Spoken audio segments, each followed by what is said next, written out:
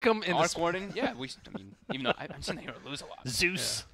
Yeah, Zeus. Yeah. Well, Zeus we saw a little bit. A little bit, only but by not LFY. that. I was going to say it was one player, One and team, yeah, yeah. you can't get too carried away with that. What we are going to get carried away with is the draft, which is underway, and we've got Same similar bands. bands, I think, from the first time round as well. So here we go into game number 2. Dude, Shaker was ignored completely. He was completely ignored. I was going to bring him up actually because he was one of Ooh, my respect. for Schofield. That conquered really. and Infamous takes the hero themselves. We were saying that they really liked that hero. Yeah, they do. We were thinking if that's why LGD first 2 picked it. Yep. Has been a popular Yao pick. That as well. They should take Nyx again. Nyx, I think so. Yeah. I mean, Yao played it very well. Early as well. there's nothing wrong with the first phase Nyx. Yep. It just, Every game. it just messes up so many mid laners. You're thinking mid, and you're like, oh, what do you want to play? And you're like, no, no, stop, no. And then they don't play him in mid anyway. And then they don't put it. So then call the bluff. Well, it's just about the matchup. Yeah. You know, it's like in later stage, if you want to play some heavy int growth hero, you just get mana burned once late game, and you take 600 Dude, damage. even if you're not in, it's still it's awful. still so much. You just don't have any You're mana. so evil. And you have to Nyx build is BKB. absurd. Yeah. It's really awful as a core playing against Nyx. I mean, I play Nyx all the time. It's great. I love playing Nyx. God. What was his win rate? I think his was Nyx, at Star what Ladder. at Star Ladder? I don't think it was very I don't remember it, but I don't feel like it was very high. Damn, back to the Shaker. Hey, we did mention it. Oh, AA was banned last game. And That's right. yeah. Yep, that's the big one. Infamous also loves AA, but we've been They seeing that do. hero just rise so much because of the popularity of picks. The Death Prophet, Necro, Pugna. I don't feel like AA had a Oscar. particularly good win rate though. On Again, AA? yeah, it felt relatively low. I'm gonna check anyway, but I think it was banned a lot as well. When Was, in the yeah. situations it was good, it would be taken out. Why Shaker over Nyx though? I thought Nyx was like Nyx is great. Maybe they want the better so 3 AA position. was think it was 55.8% in 34 picks in the qualifiers for this, for PGL. And it was the second most picked behind Shaker. That was in the qualifiers. I split them because qualifiers and then Star Ladder offline just seemed a bit different. Do you know what I mean? It was already a meta shift in amongst that. Because there were a lot of qualifiers played all at the same time, weren't there? I was actually having a problem figuring out who was playing in which one for which tournament at one It point. was very confusing. It was hard to follow sometimes, yes. Oh, I thought Complexity qualified for this. But they have. But not for this one. Not for this one. Oh. So why are they playing in this qualifier? Well, because that's for the other thing. Oh. Did get tough to follow for an old brain. Sankin was also one of the ones that we pointed out at the top of the show. One of Stinger's favorite heroes. Yep. Played a lot. Used to play it on support a lot too. And if they want to run it offlaner support, kind of a flex pick still. I kind of prefer it on support still, but unless you have that like specific matchup, you have it versus that melee core. I like LGD's opener a bit more already off the bat though. Shaker A is very scary. I mean, TI5 winning combo of course, but so much spell damage, so much team fight coming out from these two. And just a personal thing, I think Shaker is also just a ridiculous hero still. Just having multiple stuns on one hero is Instant cast. Instant cast, and you also you can solo kill cores as a support. I mean, I think this might be offlane still, but I mean, it could still be support, of course. No. It's a Mobile flex pick. initiators, one of the big things at TI. Still very powerful. Surprised to see Earth Spirit's not getting touched by these teams, but of course this game we won't more than likely see it unless that sinking does go offlane. The Nature's Prophet ban, one of the most devastating things playing as an AA. You can't really do anything to a Furion in lane. And Or in game. Or in game even, yeah. Ben hates it. You just get picked off. As AA, yeah, you can't do anything. Like summons are awful versus you. Yeah. Any hero that really contests the lane and you're playing AA isn't that great. But yeah, definitely the summons are very annoying. Mirana banned from Infamous, like we were talking about, Somnus is one of his most played heroes, and they have the combo already kind of for it. The amplification of magic from AA, Fissure, very nice to set up. Arrow. And then the Veno Necro bans, nice. So we'll probably see a Viper this game from one of the teams. Infamous seems Probably more likely, Infamous, yeah. way more likely to play it. Especially versus these two spell damage heroes. Getting that corrosive can be nice.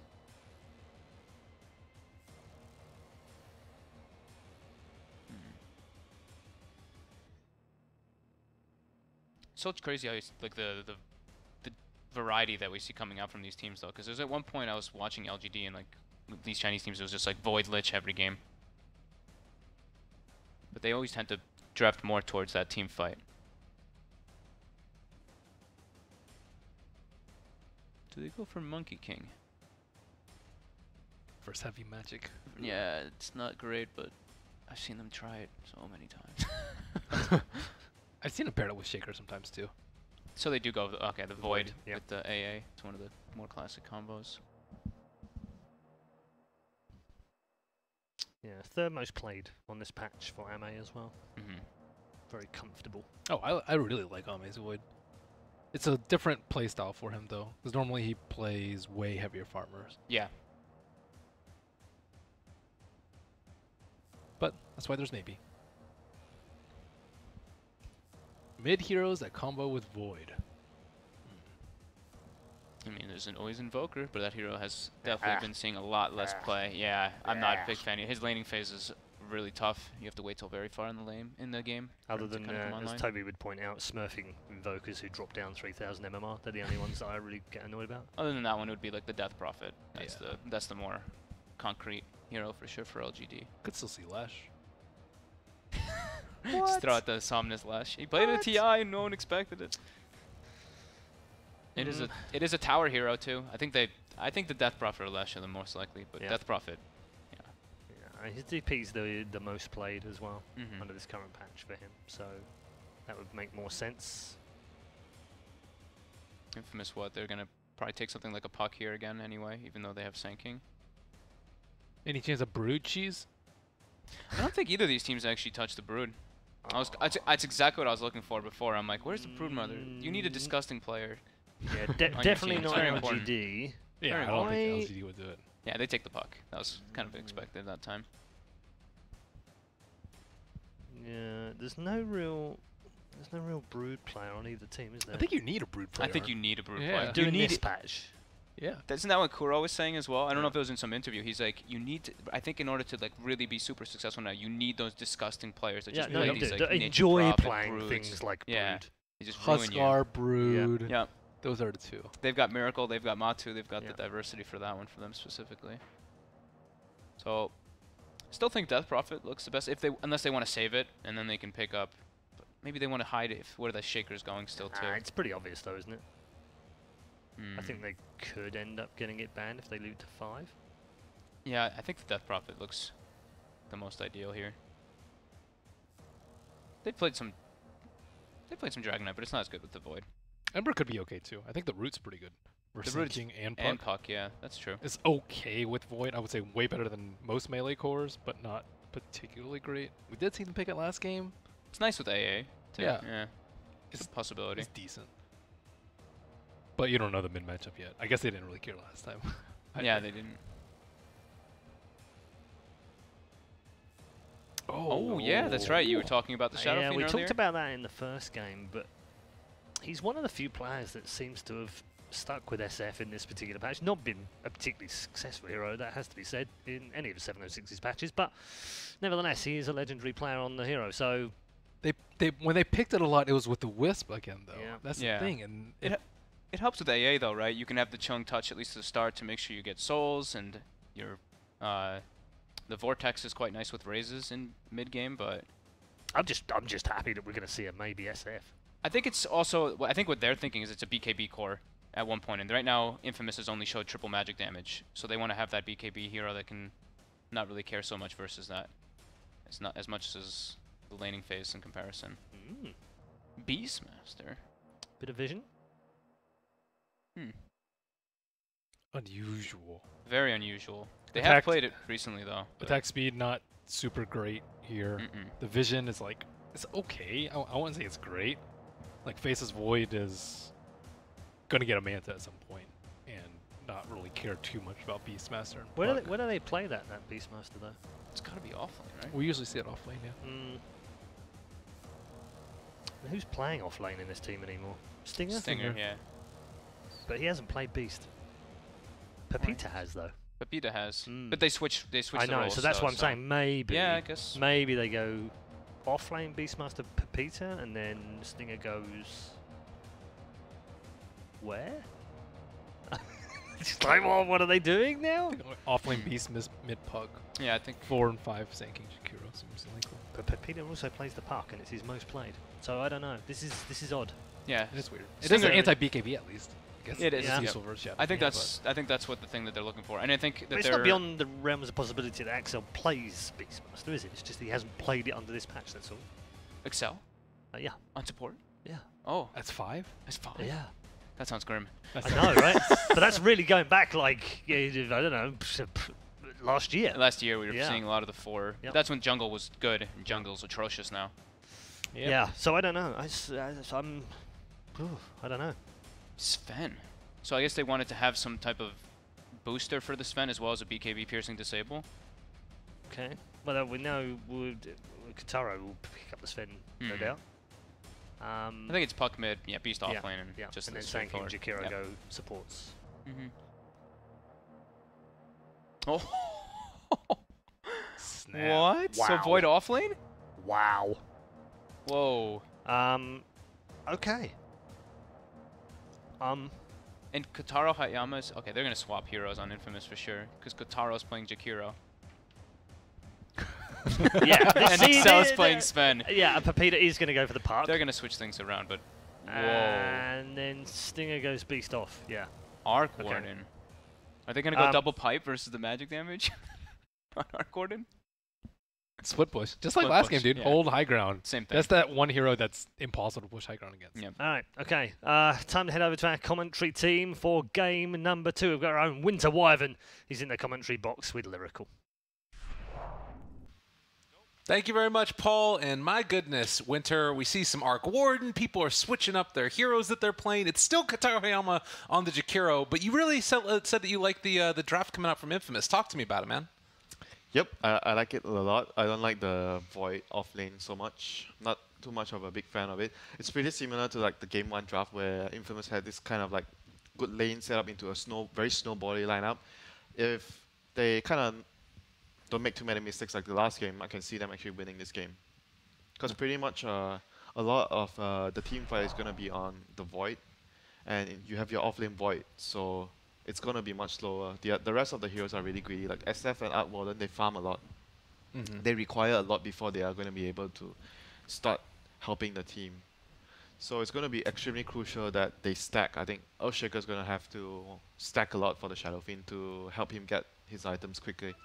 Yeah, and also just make sure that he doesn't get roamed on. Like, that was one of the biggest issues that I felt like we had with Shadow Fiend before, was that this is a hero that can be ganked and killed super easily.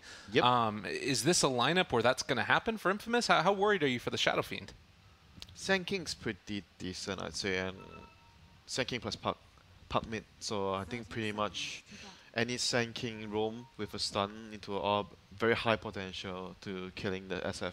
So Earthshaker has to be, you know, on the SF's back all the time, either stacking or just pretty much guarding him, making sure that he doesn't die. And the Earthshaker's gonna, you know, drop a fissure for FY on the off lane, so it's gonna allow the Void to maybe get. Oh, yeah. Oh, he's actually. Look at this. Schofield, he's just already getting in his Oh, face. he's gonna lose the rune. Okay, Yeah. that is huge. Well, and meanwhile, FY coming up trying to take the other one. It looks like he was able to steal he got that, it. so it Yeah. ends up working. And yeah, Kotaro Hayama switches back over to the Sven. And I think one of the biggest things also, as FY is going to get hit here, let's have time walk, could be fine. Oh, maybe not. is Schofield. Well, he saved his Burrow Strike. They've got it. Another stun can come out in just a little bit. 2 seconds. He has the He's mana dead. for it now as well. FY going down. First blood again for Kotaro. Again, really good sequence of events for Infamous to start the game off. Earthshaker here trying to do some harass onto the park, dropping a fissure, trying to blocking off. You know, very common move you see from supports when they draft a Shadow Fiend. You want to secure. Oh, he's going to deny the range creep. That's huge. They want to secure the souls for the Shadow Fiend so he gets a easy lane.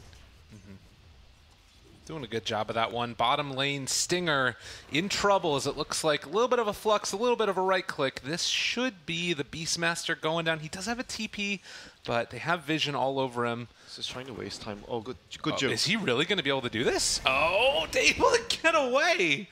Oh, Stinger, all right. But he TP'd to the tower and he has no self. So I mean, it's pretty much I don't know, like you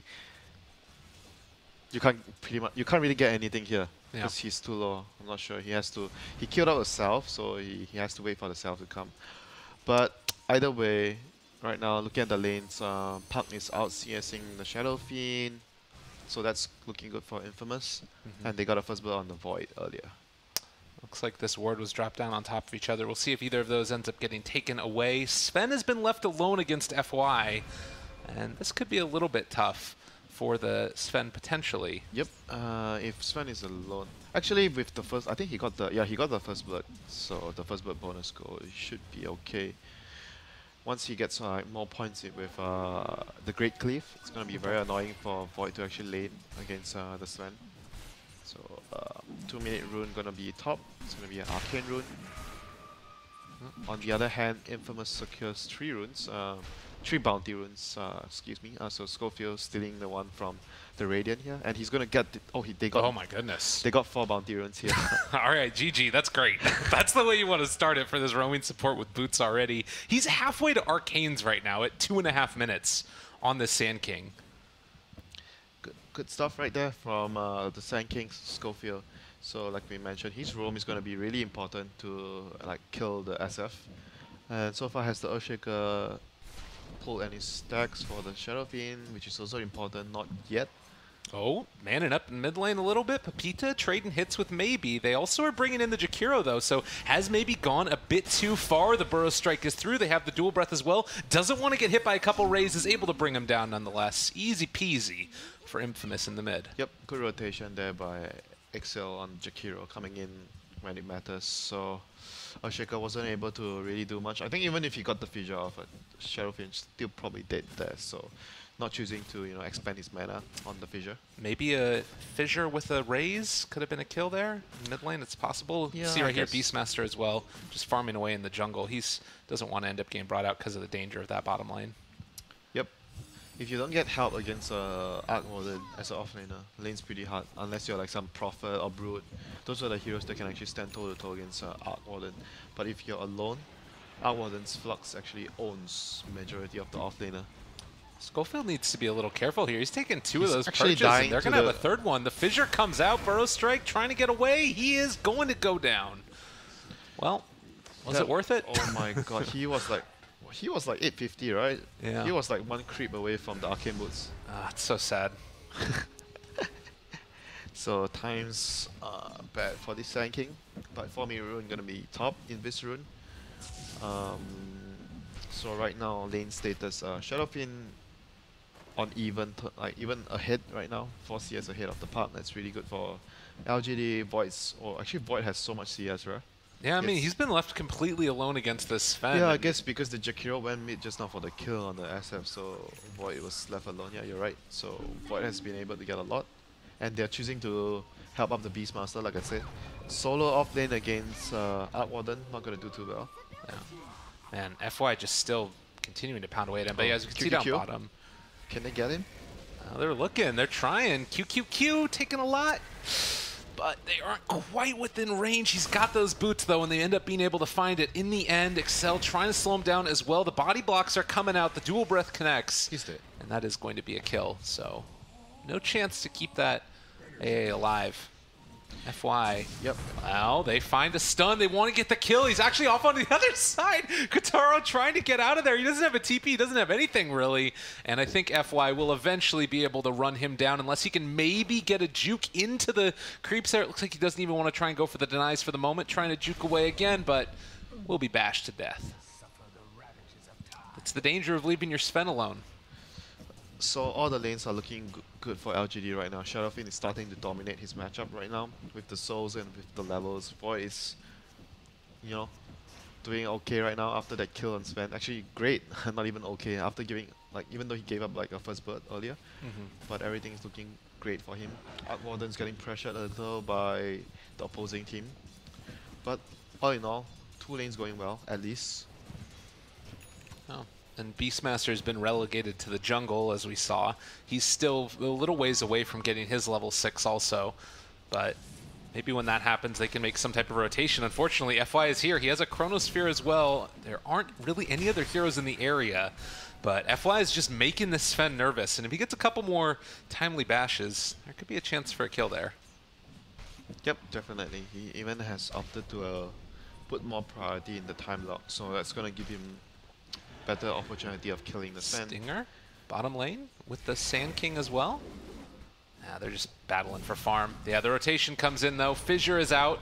Sven is caught. Can they find any more? The bashes are there. They're TPing in. It came a little bit late though. And they're gonna die though. Smoke used? Okay, question mark. They jump forward, find the return kill onto the poor old Faceless Void, and now Yao out of mana, but there's no way to find that kill. Pepita, good rotation. Yep, Chronosphere expanded, but there was not even that close of killing him, and it was quite risky, and it was so near the tower as well. Like, anyone could have like TP'd in. I think if the Sand King teleported in, or even the Jakiro, they could have easily turned the things around as well.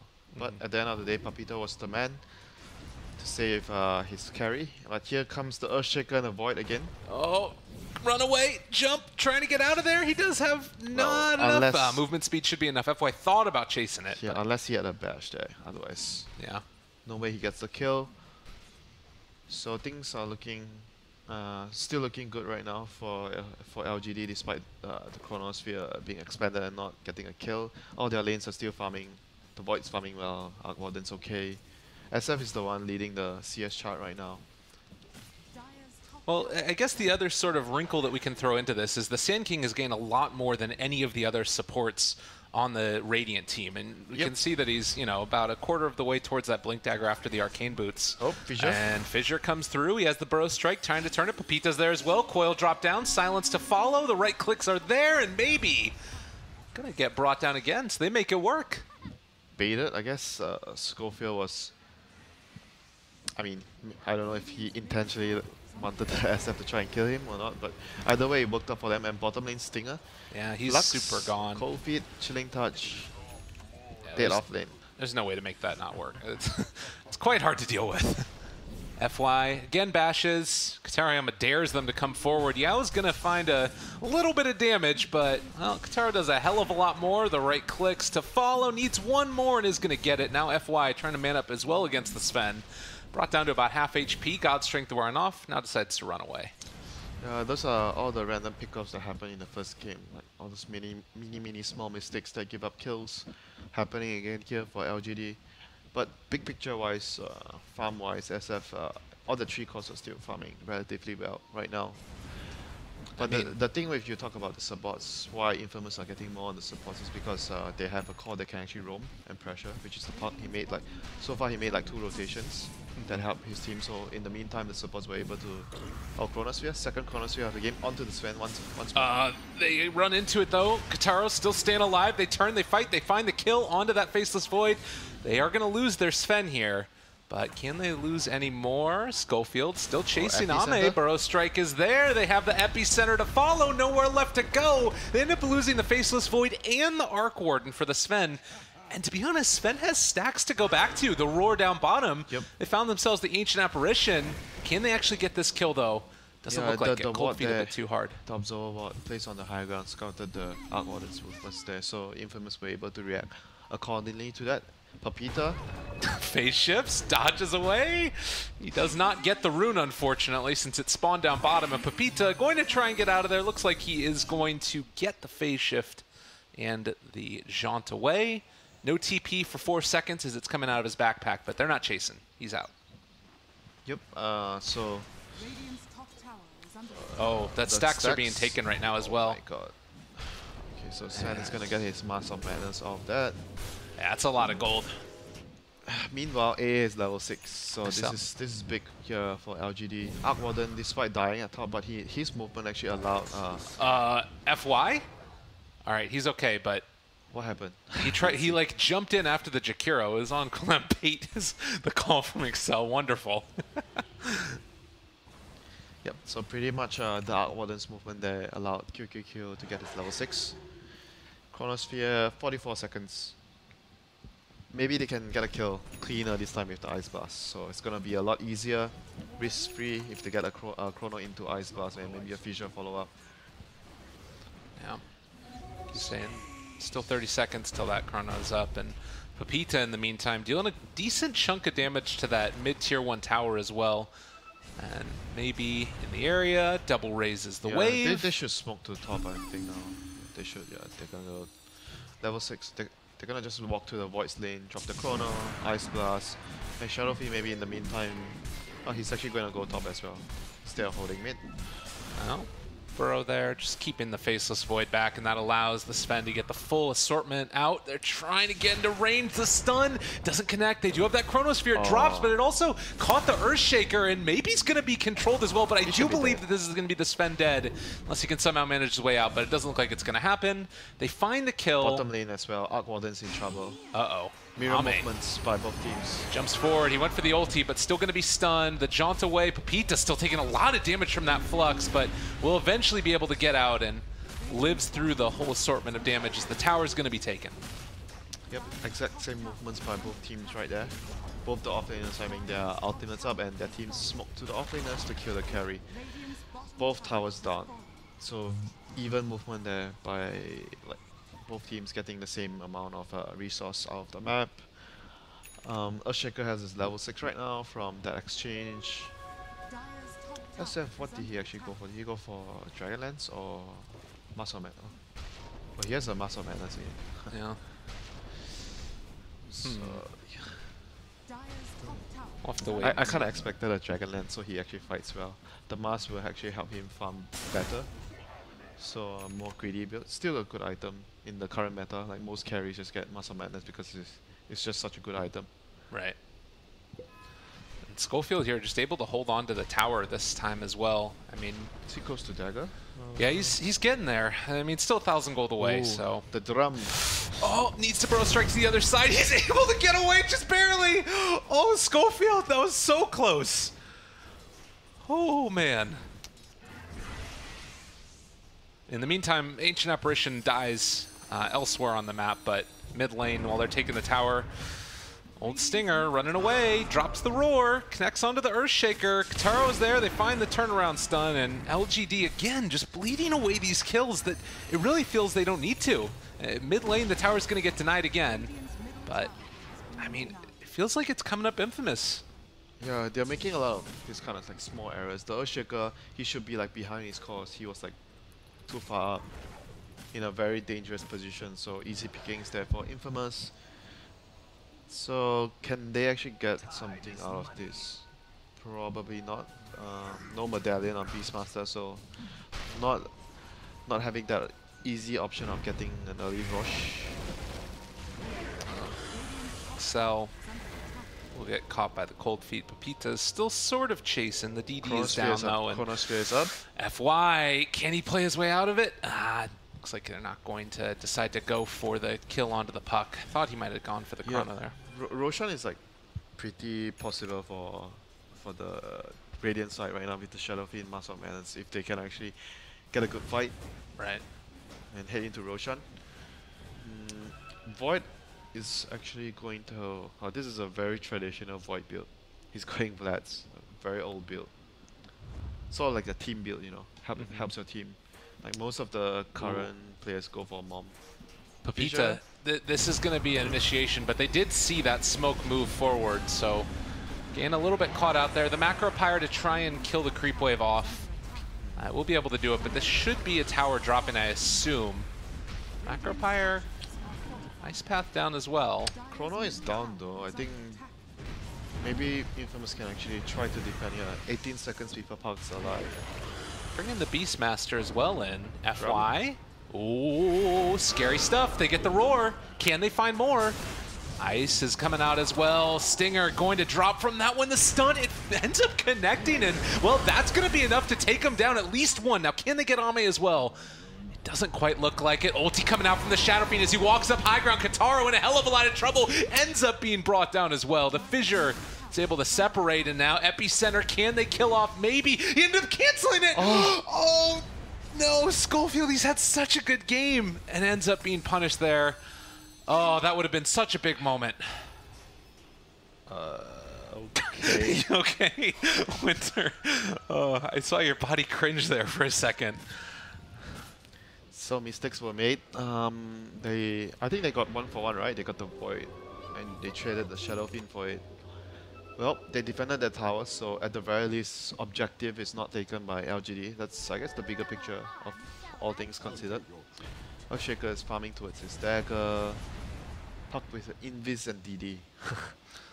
Hey man, it's a dangerous spot, hitting pretty hard coming out of Invis. He wants to kill the Shaker. Oh, okay, I guess Shaker's dead.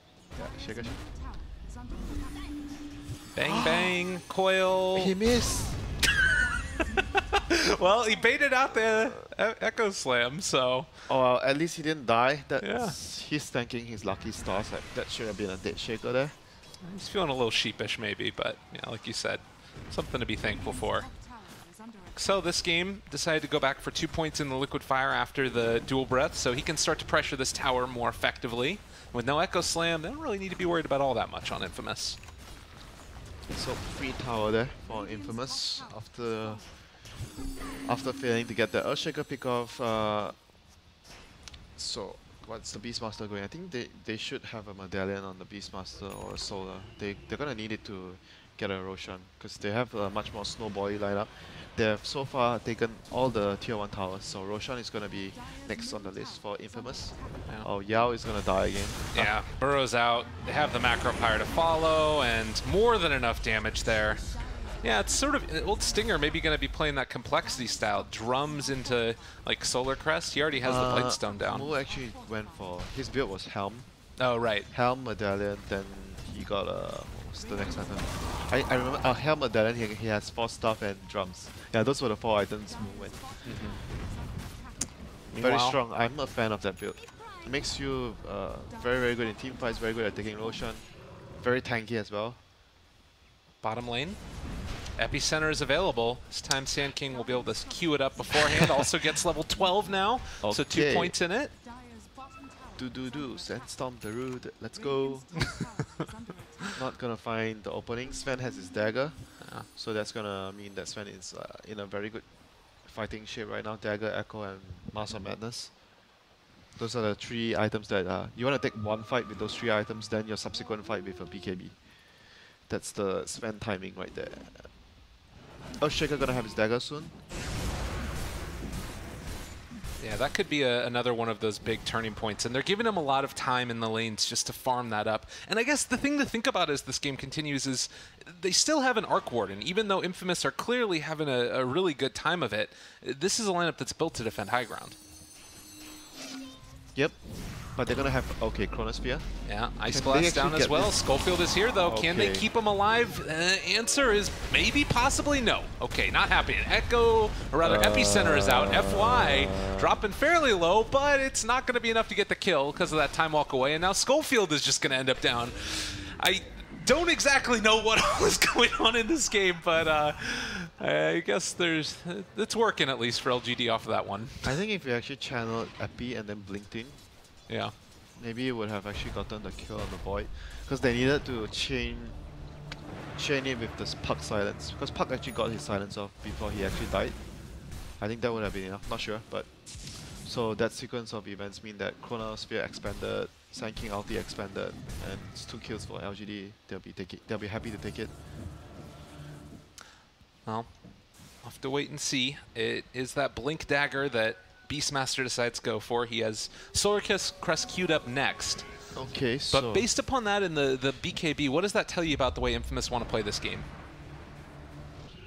Sorry, instead of the BKB?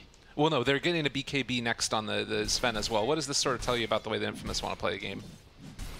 Just typical builds for the Sven. You go Dagger, Echo, Mom, you try to take a fight, doesn't happen, then you wait for your next timing with the BKB. That's when you're really the strongest, I think, as a Sven. 10-second BKB with Dagger, Echo, and Mom. So you want to be able to maybe take Roshan, like take a big fight, get Roshan out of that.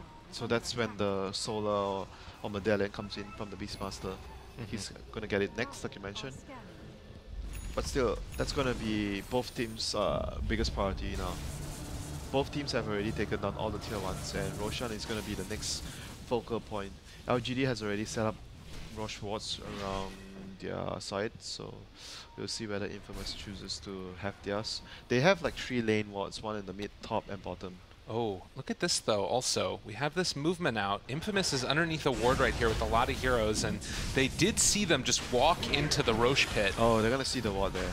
Yeah, and in the meantime, Chronos it's a Sphere. Echo Saber, or rather a Blink Wait, Dagger for Echo. the Void is not TPing. Are they not fighting? I mean, they know that this is here, and they have the Blink on Earthshaker. They're throwing in the Ice Blast. Yeah, walking forward. They're going to jump in, blow up one. Stinger already down, but they turn to fight. Kataro brings him down. The Chrono maybe a little bit too late. Is it going to be enough still? There's going to be the turnaround. They have the Epicenter down as well, maybe in a ton of trouble. They get the jump away. Pepita still took a lot of that damage now, and Excella's going to also fall. Too much damage from Arc Warden, too much damage from LGD. Infamous got destroyed. Yeah, the Shadow Fiend was really, really tanky. Yeah, this HP talent, Treads, Overclock Dragonlance, and a ward. So he took like I think 1.4k damage. He tanked 1.4k damage from the Sand King and the and the Puck on the Jakiro or something like that, like the other heroes. So free Roshan right there. I guess hey man, it's pretty good. So the trade was just one Earthshaker and Chronosphere Echo Slam. So that was as bad as it could have gotten for Infamous. I mean, it looks very right surprised. here, as you can see too, like the Epicenter he dropped down so low, and I thought that there was a chance they could turn it, but Yeah, look at him, he has 2000 HP. yeah. I was surprised they still went for it when they scouted the ops right there. Because they were obviously not doing it fast enough. They did not have the medallion on the Beastmaster. That's why I'm not sure of the dagger. I think the medallion is definitely going to be better in their situation, because they already have double daggers like on the Puck and the Sand King, so they weren't really lacking in terms of like a dagger jump, dagger initiation. They needed like more of the, you want to have the solar crest if you can on the medallion in this scenario. I think they would have probably, maybe it would have been close, but they would have probably been able to finish the Roche if he had a solar. Yeah. So unfortunate situation there for Infamous. It's now about 1,000 gold lead. This game, how scary is it? An Arc Warden starting to pull a little bit of head and get online, and you've got this BKB on the Shadow Fiend. How worried would you be for Infamous? I don't think they can win though if the game reaches that point. If the Sven has like a 5-second BKB, he's gonna just get chronoed, kited by the Arc Warden, like the Flux, the slows from the Spark Wave, like everything, like even the Cold Feet. When you have 5-second BKB, everything is gonna destroy you. Look at this wraparound that you've got from Infamous. They're all in the jungle, but the rest of LGD are already in position, moving towards the mid lane. There's a Shadow-Bladed Void waiting for somebody to They have TP a in. BKB on Kotaro, so they have to fight now, despite like up against the Aegis. Big moment here. Courier, it got punched a little bit as this was see walking him. past. They see the Earthshaker, they have a really, really good vision right there, but can they find the jump? It's so difficult, and Sven just uses Blink to get away. It looks like Infamous want to call it off. They don't want to take that fight when they're not all together. And actually, FY is going to run into Stinger here. He has the Shadow Blade. Do they want to use a Chronosphere on a Beastmaster solo, though? It looks like they're going to, and the Ice Blast is going to follow through. This should be enough to get that kill. Yep, they have 4 daggers, but they still couldn't find... I think that was a pretty good opportunity there for them to fight. They had a good ward, they had a pretty clear understanding of the timings of the heroes as well. Sven was really strong at that point. Yeah. But they just decided not to jump, so I guess they were kind of worried because they didn't see the... Who was it? The Void with the wards. They saw the Earthshaker. They saw 3 heroes. They saw the Earthshaker, they saw the A, and they saw the Shadow Fiend. I think they were worried that if they make the jump, if they committed onto the fight there, Void would jump in. Pepita gets a coil. Oh no, Pepita! He really wanted that one badly, and they are going to get a Burrow Strike. Okay, Kotaro jumps forward. They make it work. Oh, all right. You call that debated. FY now is going to not be able to do a whole hell of a lot to save his buddy. That is so much damage out there. And, well, the blink forward, the right clicks, they follow. 10-second BKB. Not really doing as much as they would want. A triple kill for the Sven. So like I said, even though the enemy has Aegis, Infamous should still fight because they are really, really strong with the... That's the timing, like I mentioned, the BKB Dagger, Master of Madness, and Echo Saber. Sven is really, really strong, like one of the strongest points in the game the hero can get. Yeah, he got that attack speed as well now, and just going for straight up damage. That's all he wants to do. On top of that, the Chronosphere was on cooldown, so pretty much nothing else that can lock him down during BKB. Oh, Ice Path? Alright, it's just onto the Arc Warden Spark, right? So they will get that kill, but I thought it was the hero for a second. The clone, or whatever you want to call it, the Tempest Double. Tempest Double, not Spark Wraith. That's his third ability. So right now, Infamous back on track with the lineup, with their snow body lineup. They need to be able to, I would say by 30 minutes at least breach a set of racks, 30 to 35 minutes around that timing. Otherwise the Arc Warden would be too powerful for the Sven to handle. And depending on the BKB charge as well, how long is his BKB charge available during that stage of the game. If he's able to actually go from here to 30-35 minutes without using too many charges, I think Infamous would be still in a good spot. But if a lot of fight happens and he's using a lot of his charges, then it will be actually a lot of problems for the Sven later on into the game. And that seems like it's more an issue of the rest of Infamous creating situations where he can fight without having to use the BKB. Yeah, so a jump forward, burrow, and you know, the blink dagger on Beastmaster. By the way, they're underneath a ward right here. Kind of a nifty one from the Radiant as well. Yeah, having a gem would be nice now for Infamous. You put it, I guess you put it on the, okay, they buy one. Yeah. You put it on the Beastmaster or the, I guess you probably put it on the Beastmaster. I think they're listening to you, man. Mic going into their headsets. I wish I can listen to the players when I cast. Oh, serious, it's fun. You don't speak Spanish. Yeah, but sometimes you listen to the hero names, you roughly have an idea on what's actually happening. Okay. So there's a ward there, don't think they saw it, that's a pretty good ward. So that's going to escape gem detection. Sand King has the gem, so not the Beastmaster. FY again, just in this area, trying to scout things out, but not really seeing much. And he's actually got an Axe queued up as well, knowing the importance of these Chronospheres in the fight. Yeah, his build is like full utility. Damage is going to come from Arc Warden and Shadowfiend, Earthshaker A, everyone. I mean, Void still does a decent amount of damage with his Shadowblade attack speed, and he's gone for attack speed talent at level 10. So it hits pretty fast. But all things considered, the Void in this game is still the utility. He's the guy that's going to allow his team to do a lot of damage instead of trying to do damage on his own. We've got two supports that are building into 4 staffs right now on LGD. Maybe already has his Hurricane Pike, so this is still maybe going to be another one of those issues. Melee cores against 4 staffs. They have 4 dagger jumpers and a puck coil. So you're not concerned? I mean, at some point you're going to get an Axe. I think Axe will be really good. I think if Infamous gets their initiation right. Oh. Scan hits from the Dire. LGD all up here on this high ground, and they do have that vision. Oh, they have Invis on the Sven. It's about to wear off. Oh, FY. Okay, he That's found the gem. puck. That's Is this the going gem. to work? Is this going to be enough? Kataro jumps forward. He finds Samus, but I don't know if it's going to be enough damage. And now they've got the catch onto the Beastmaster. He gets 4-staffed away. They blow the hell up out of that Ancient Apparition. But Yao is going to be found. He does get the TP away.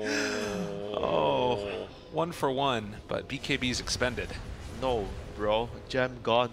I guess that's the other issue. Gem gone. Minus 900 gold. GG. He just bought it. Did he even kill a ward? I don't think so, right?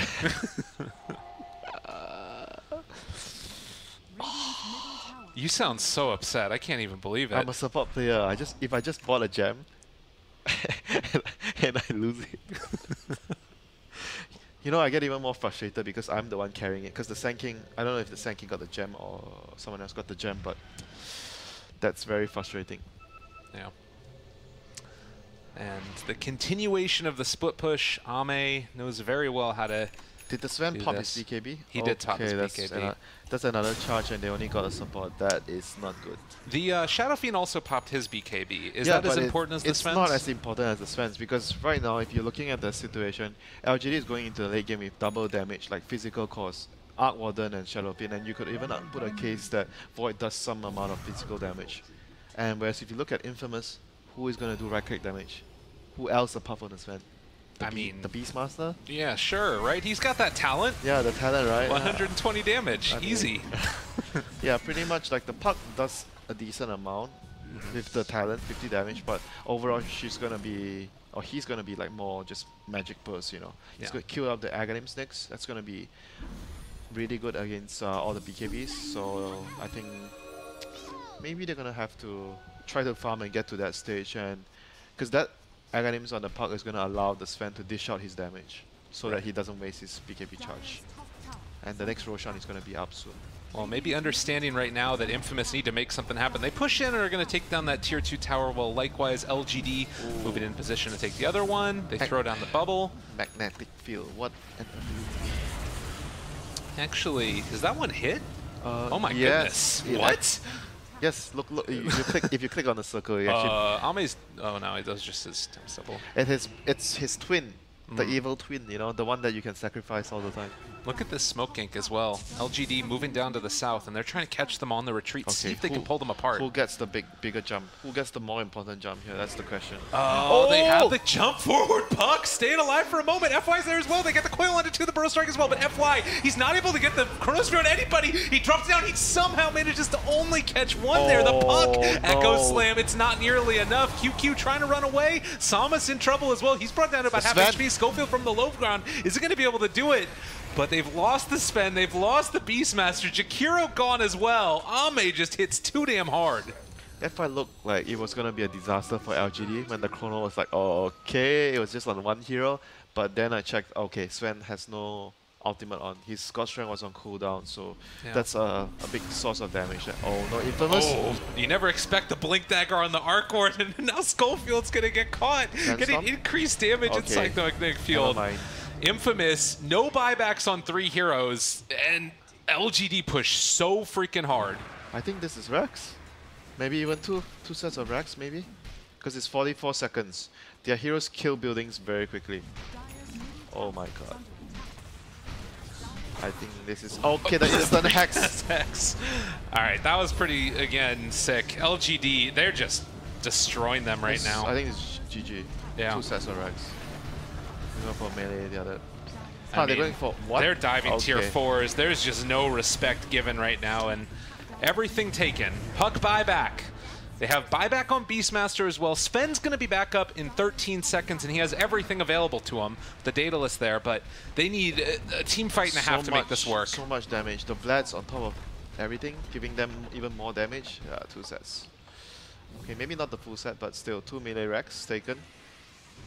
At this point, game is pretty much super hard for Infamous. I think they already missed their timing window. BKB charge on Sven, 7 seconds. Not great. Well, and this is the point where you said it was supposed to be the strongest for Infamous it could be. I said 30 to 35. They have to get a set of Rex, bare minimum, to be still in the game, you know. Yeah. Anything beyond that without Rex taken is going to mean that the Sven is already in a lot of trouble. Well, okay, another sheep down there at Schofield. Oh man. Okay, this I kind of like this Arc Warden player right here. I like his build. Are you an LGD Ame fan?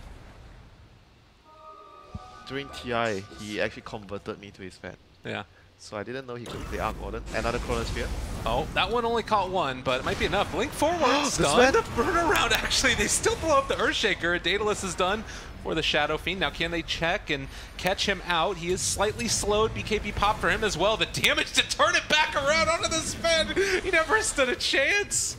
Oh no, and now the Jakiro is caught. Okay, Schofield's trying to get out, and yeah, that one is feeling like it's just about the end of the game. Hex is there. Schofield again trying to jump out, but the blink from Ame, they get the stun, and that should be the game. Time dilation.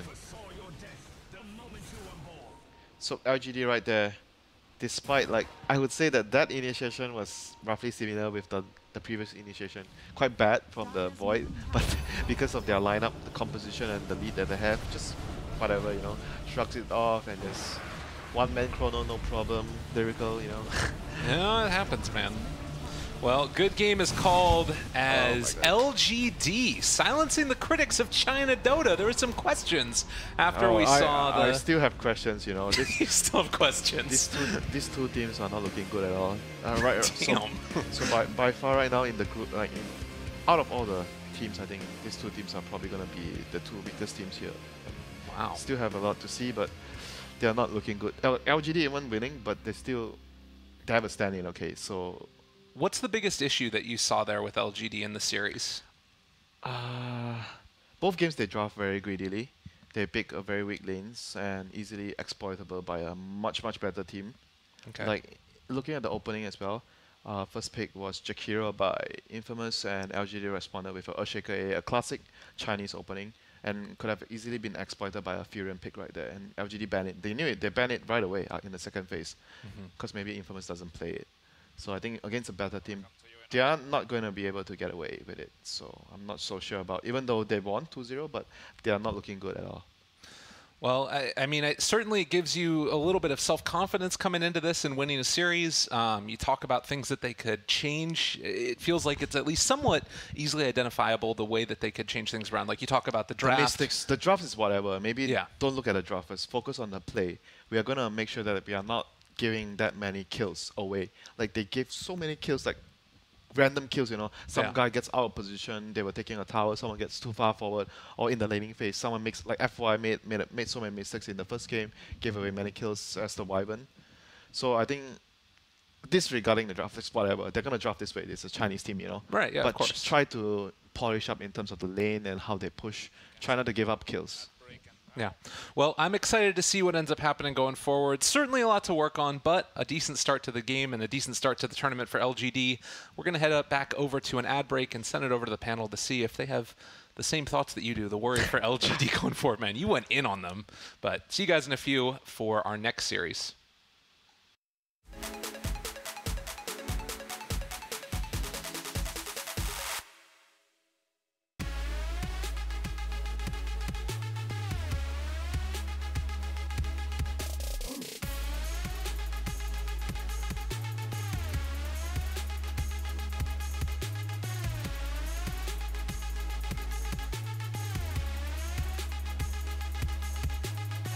Get the alpha, be the alpha.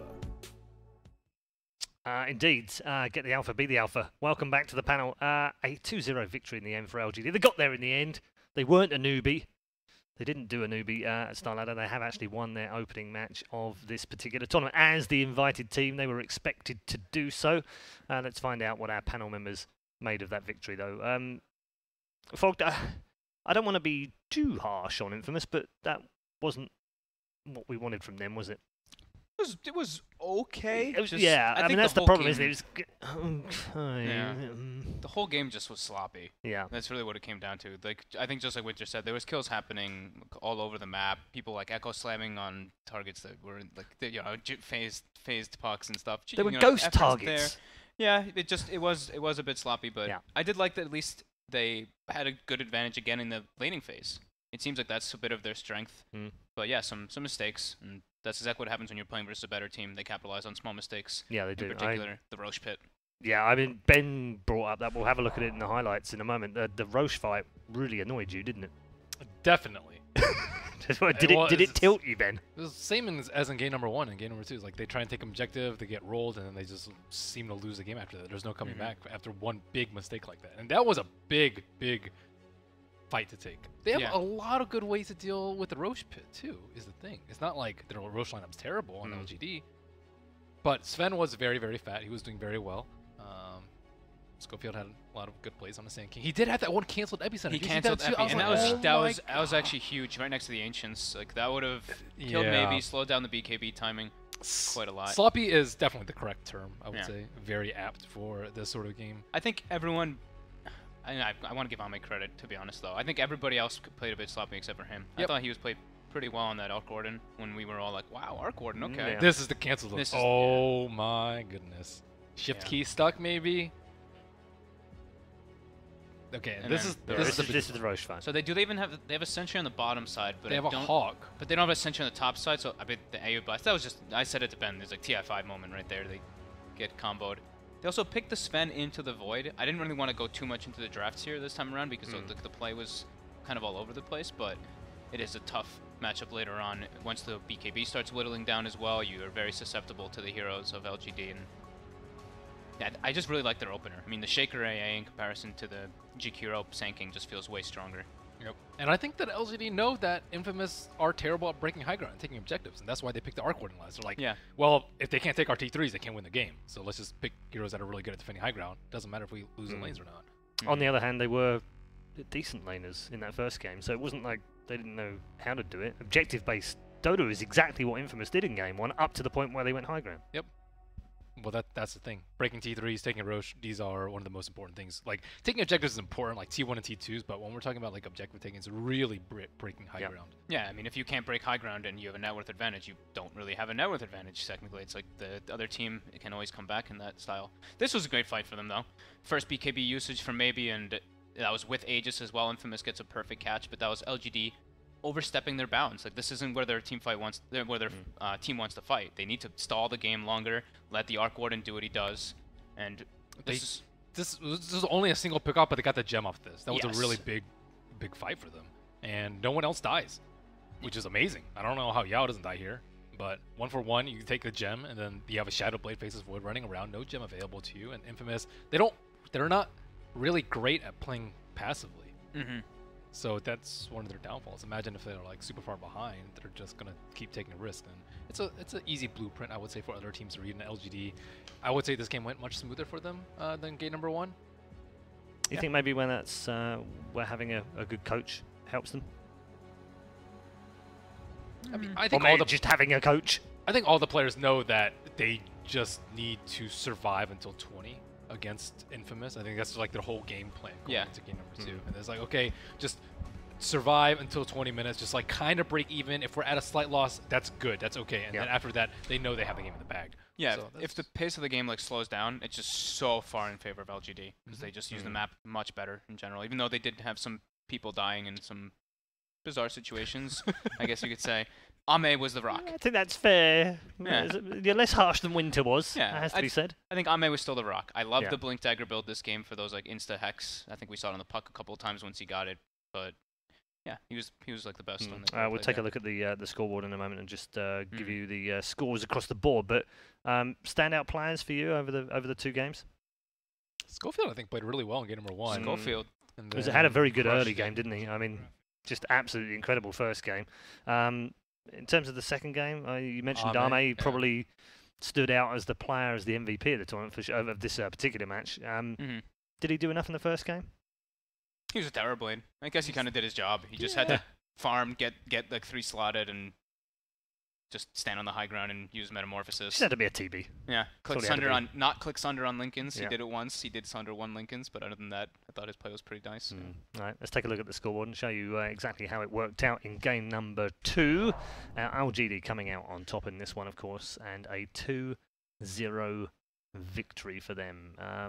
Don't think they should be happy, though. No, like I mean, that's part of it, isn't it, Ben? In the sense that they'll just go, yeah, okay, good, solid win in the end. Bit messy, bit sloppy in places, but overall we've got the points on the board, and we're through to this upper bracket final. They're 1 game away from the semi-finals, which has to be ultimately the minimum they need to do here is reach that top 4, so they get points on the board in terms of the season. I would say it's an okay start. It's not amazing, but keep in mind they are playing with a stand-in, and this stand-in is a big deal. I mean, that's the point. That's very true. That's why I was saying, like, they have to have checked their relative success here. It's not necessarily like, oh, we can win the whole tournament. Maybe with Victoria now they can win the whole tournament, but now they have to kind of temper it a little bit, don't they? And say, there's no place happening around the map. semis is a really good result for us with a stand-in. I think that's the point you just said is the biggest thing. It's like they can't do anything. Victoria is the guy who just runs around and he's like this Tusk or this Shaker or whatever and just killing lanes.